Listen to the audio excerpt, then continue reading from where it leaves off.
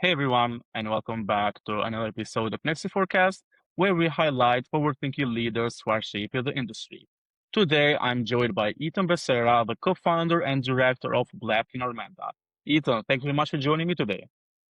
Oh, thank you very much, Dorant, for the invite. Pretty excited about this. It's my pleasure. So, Ethan, do you want to start with giving an introduction about yourself, your company, and just like what pushed you toward property in the first place? Oh, well, long story short, uh, I was not meant to do property. Yeah. Mm-hmm. uh, I was doing brilliantly in the oil and gas industry. Uh, I was having a blast. Best Okay. job ever. Whatever you can imagine, I had the dream job, and I was doing fine until COVID hit. And you know what you do, like when you have spare money, everybody tells you what to do with it. Mm-hmm. And my mom would always suggest to me, like, just put it in property. Like Yeah. whatever you can afford, just put it on property. And we did that with my wife, right? And so I was having this job, and whatever spare money we had, we put on property. And then I don't know if you heard about that pandemic that happened. Yeah, of course. Like And all of us. everything just upside down. I couldn't leave to work. Borders were closed. Yeah. And we always wonder, can we live off property? But when you're very comfortable, you never can see beyond that. And so we're like, no, no, no, we can because we have these payments and we have all these commitments. And then COVID comes and everything changes. The game Mhm. changed. And we lived off property. And that was like a huge slap in the face, like, wake up, what are you doing, right? Because that's when I learned, like, you can have the dream job, but it's still a job. Mhm. You still have a boss and you're still running on someone else's calendar. Doesn't Yeah. matter how fun, how good, how much money you're making, you're still going on someone else's calendar, right? Yeah, and you have to report to them daily. Exactly. Yeah. And it Yeah. doesn't matter if you have the best boss ever, it's still your boss and you have a duty to them. Mhm. And then it was like, okay, went back to work. It didn't feel like very good. Mhm. And then just talked to my wife and said, what if we just take the plunge and jump into it? And I mean, we already went to some property trainings, very casual, but then we said, you know what? We'll just do it properly. And that was 3 years ago. And we did it. And right now we're on 23 properties, 1.7 Awesome. million portfolio. Nice. Six investors, an amazing team. Can't complain.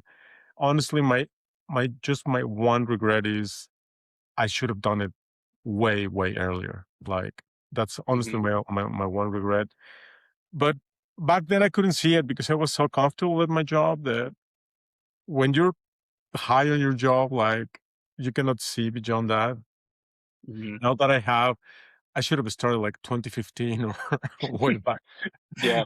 earlier. I mean, honestly, the team that we've created, the people that we've met, it's been incredible. It's been incredible. I Mhm. remember when I took the plunge and I messaged my boss, I'm not coming back.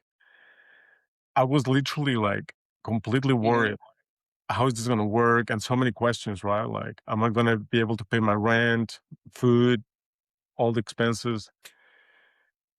And it's just one step after the other, right? One step after the other, and it worked. And so I was like, damn, I should have done that before. Yeah. Yeah, yeah. And so we went from just casually parking our money in property to actually doing it professionally. And that's where we are right now. We're currently under legals for the acquisition of one portfolio near Edinburgh. Which is going to be amazing. It's a 1 million quid portfolio, so Awesome. it's interesting. And again, I mean, I should have done it way way before, and I'm just Mhm. trying to catch up with that, right? Yeah, And yeah, yeah. we have That's right systems mhm. and everything in place. So yeah. That's like a perfect transition because what you did differently from the others is like you took action, right? You were uncomfortable being comfortable because I don't know a lot of people who have like the dream job and like You want to just quit that because it's a dream, Exactly. right? But you had that, you know that you could do way more, and you did that. Let's say you did all of that sacrifice, which I can see it turned out pretty great, right?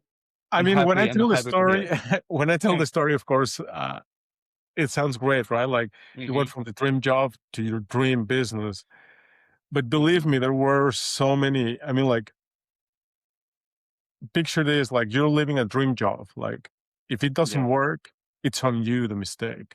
yeah, Like, it's exactly. not like I had a terrible boss or uh, I hated my job. And Mm-hmm. that was to me the most important thing. Like, you're already doing okay in your job. Like, well, more than okay. Like, why are you going to leave something that's that good? And Yeah, now I can answer it, right? But back then it was like yeah, of course. I And excuse it my was French. like, is it worth the risk, right? That's your Oh yeah, most in it's your all thoughts. worth it. But I was, Mm-hmm. and excuse my French, but I was shitting myself. I mean, Yeah, yeah, I know what you because mean. it took me like 15 years to build that career in the oil and gas. Like Mm-hmm. 15 years literally into the bin. And I'm gonna do not even consulting for oil and gas, like Mm-hmm. something that I've never done in my life, right? Yeah, yeah, yeah. So it was a scary move, but I'm really happy that I did it, and I don't regret it. So yeah, Nice. Can you also now show us from all this transaction and all this success in a just short note time, let's say, what was, let's say, your first deal like? And what did that teach you that you still use today? my first deal, like I said, my mom would always tell me just buy whatever you can afford, right? And Yeah. my first deal was done in 2015. Okay. I'm from Mexico, born and bred in Mexico.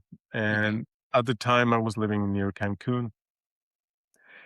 And there's this village way, it's called Puerto Morelos. And back then it was not, it was just a wee village. There was nothing, a fisher village. And somehow I found out that there were some of these plots of land. And I said, you know what? This is what I can afford. So I'll just get one, right? 10 years later, that plot saved my life. And I doubled the amount. I did like 2.5 times when I sold it. And that was a huge, huge lesson. Like my future me was thanking my past me for taking that decision. And so Yeah, yeah, yeah. I always keep in mind that probably today it feels expensive. It feels like you cannot afford that investment, but just do it. Like just Mm-hmm. suck it up because in 10 years time, your future self is going to really, really thank you for taking those shots. So, and I always keep that in mind. Yeah. Yeah, absolutely agree with that part. And as I know you are operating in Scotland, right? Yes, we're based in Scotland. Yeah, yeah. What do you like, let's say, about the market here? What can you tell us about the market there so that also others can also invest to know? I'm gonna tell you, like, I was never meant to do property, and I never thought I would not be doing property in Scotland. Uh, Mm-hmm. my wife is the Scottish one, and so that's why Scotland came into the map. I have to learn the ropes from zero, like Yeah.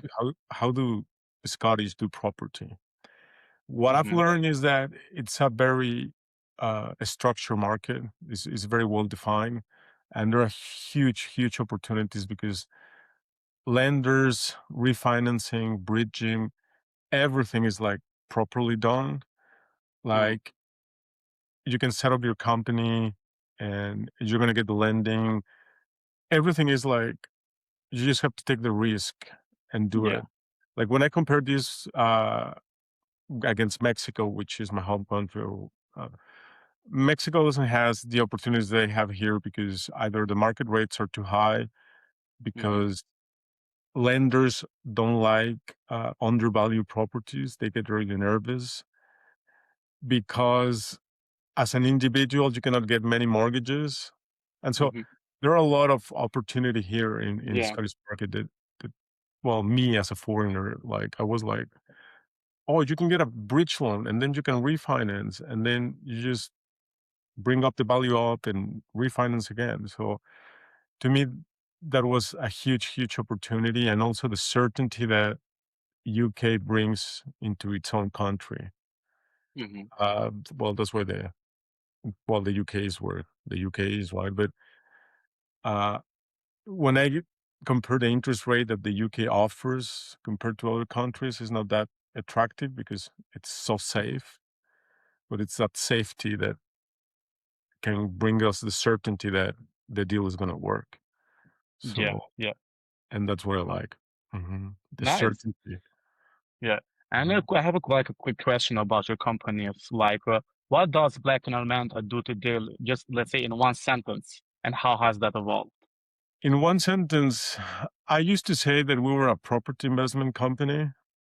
Okay, Now I know that we're an investment company and we structure our investment with physical assets like property. So perfect. that's what we do. Yeah. You have a spare cash, send it to me, I'll put it to work. And you can be reassured that your money's safe Hmm. because there's a physical asset behind it. Hmm. And you can just continue and do what you love, more podcasts, more software, more whatever you want to do. And your money's going to grow with us. So that's basically what we do. Mhm. Nice. And I think a lot of people should do that, right? Because there are a lot of people who have a lot of cash, but they have no idea what they do. Either they don't know where they should put it Exactly. for these cases. So I absolutely love it. So once one belief you had earlier on about property, let's say, that you completely change, in your today's work, to change your mind about. Oof, that's a hard one because I've always been sold out on property. Like, doesn't matter Mhm. how run down the property is, or doesn't matter how smelly or how remote the property is. There's one thing that I love about property is that it just keeps growing with Yeah, time. And always. so I understood that ever since, again, like way back in the day, my mom would tell me, just buy whatever you can buy. And and when you start doing your research, you understand why the prices Hmm. go up.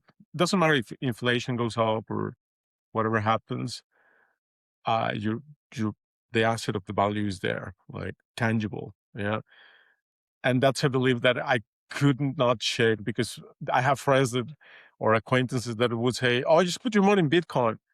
Yeah. I'm gonna be honest. I mean, you can, and I told Hmm. him like, you barely understand how Bitcoin works, Yeah. and I don't. So I really need to know where my money's sitting. Like, I literally need Hmm. to see it. So, and Yeah. that's why I love property. So no, I'm sold out on property. Whatever you tell me about property, I'm just gonna tell you just go for it. Like, do it. I mean, mhm. Yeah. And like I have a question around like UK market, as you are also talking about that. What is one thing or what are you seeing it's happening on the UK market that most of people are missing? I think the property market is it's not anymore for doing it leisurely. I think it's being Okay. professionalized. I think if you are coming as an individual, doing it in your name, you're going to have a hard time because there's a lot of opportunity, and opportunity goes to those who are better prepared. Yeah. And lenders like more like it's a limited company, it has the proper structure, has this number of assets. And so before, like 3 or 4 years ago, you can leisurely do it on your name and could have been fine. But right now, I'm getting that feel that the UK market is it's professionalizing itself, and like the small players, if you don't want to Hmm. grow, you're just going to keep it small. But if you want to grow, you're going to do it professionally, like with proper systems, with proper teams. With you cannot be Yeah. that one man band anymore. Hmm. Hmm. Okay, awesome. And also about the landlords, are you seeing more of them like selling, holding, or doubling down? And why do you think that? Oof, that's a hard one because anytime there's a war, the market shakes Yeah, because they don't know which way it's going to go. And every time there's a political situation, something shakes up. Like there's always going to be something that is going to tell you it's not the right time, but of course. there's always going to be something that just trust the process. Um, I think that I don't believe that there's something that can shake up the market right now. I mean, you can have a war, you can have whatever you can have, but as long as you trust in what you're doing and you trust the numbers that you're putting in, uh, the deal's gonna come out on top. So Mm, I like that. yeah, yeah. Okay.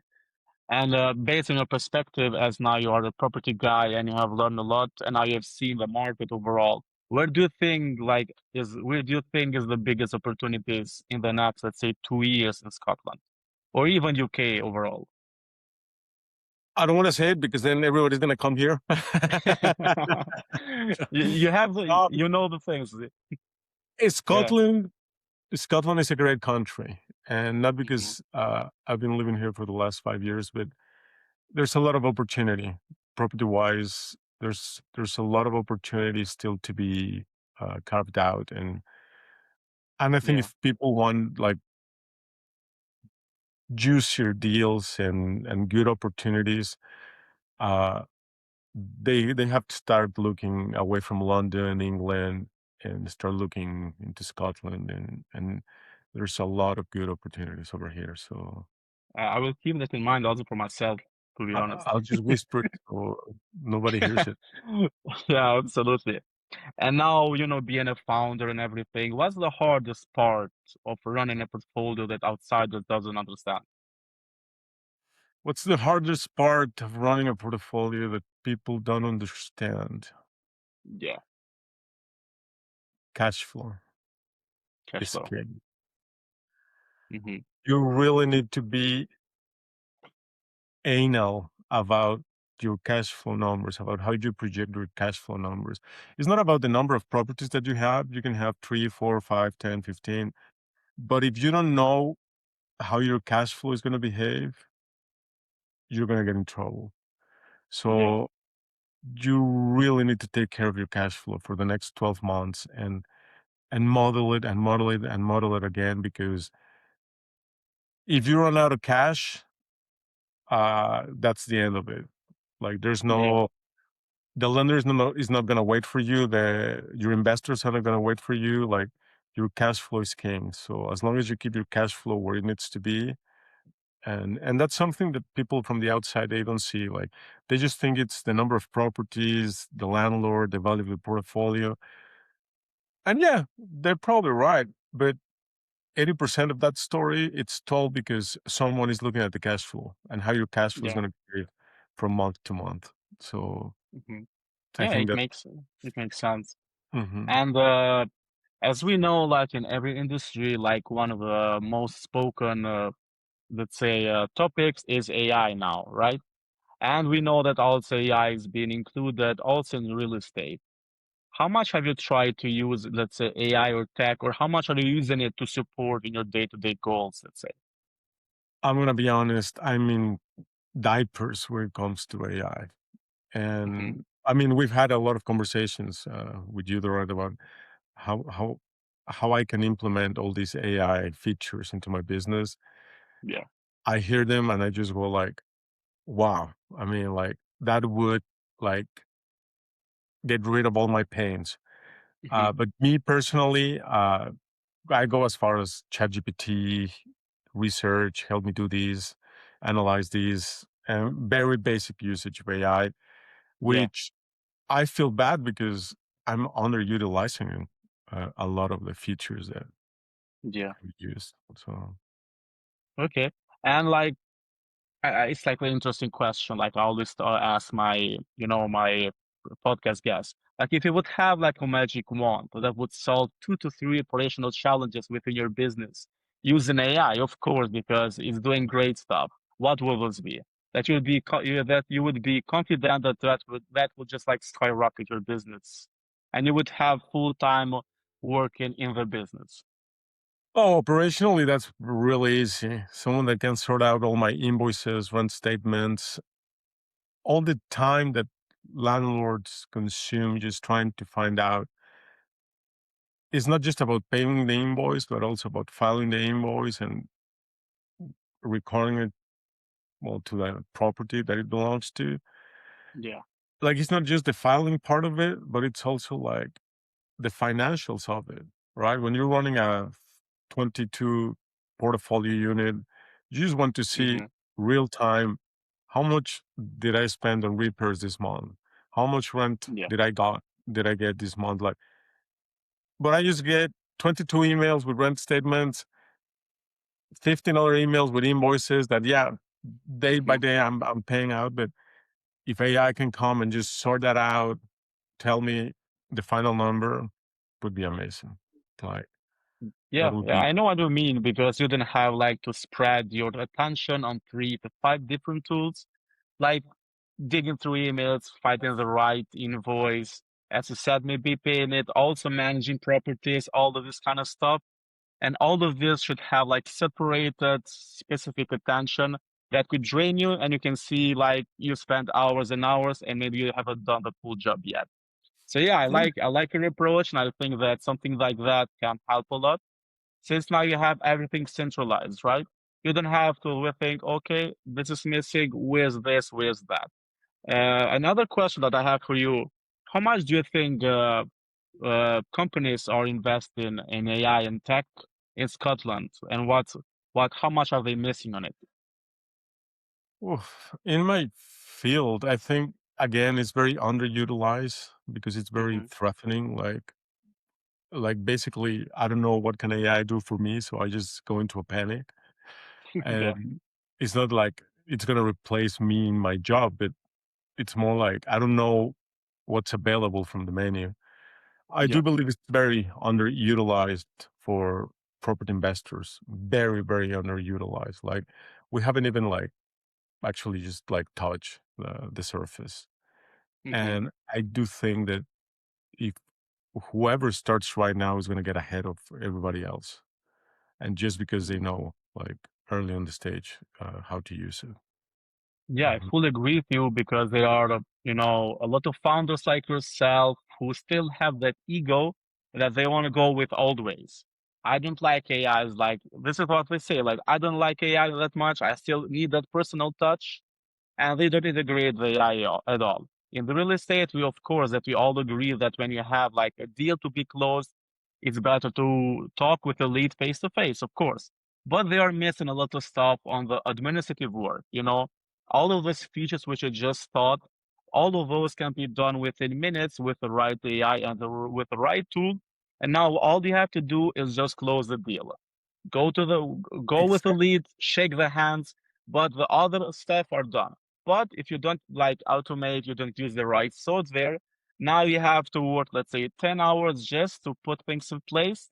Then you're tired, you're frustrated, and then with all that mindset, you have to close a deal, which Exactly. maybe you will lose it because you don't have any sleep, because you just spent 3 hours finding that right invoice, which someone is, asking for it, and that can cost a lot, right? Because as you said, cash flow is important, and you cannot just like let invoices or rents payment just, without attention, logging them into the right system. So I fully agree with you on Yeah, that part. you just nail it in the head because my job is just two things: raising finance and Yeah, finding deals. Like the exactly. rest, AI can take it over my plate. Hmm. I'll be happy to, yeah, someone else doing it for me, AI or not, be even better because then I can focus entirely on raising finance, having Exactly. my investors happy, finding amazing deals, and just because that's where my value is as a founder, right? Yeah, I fully agree with you. So, Ethan, before we wrap up, where can our listeners or maybe potential client of yours can reach out to you if they want to? I'm on LinkedIn. You can find me on LinkedIn, Etan Becerra, and also our website, www.blacknormenta.com. And yeah, that's where we are right now. Mhm. Great. I will make sure to put all those information also in the podcast episode while we launch. Okay, so Ethan, thank you very much for your time. It was a pleasure having you in our podcast. And for everyone who is watching, keep growing, keep thriving, and I will see you on the next episode. Thank you very much, Laurent.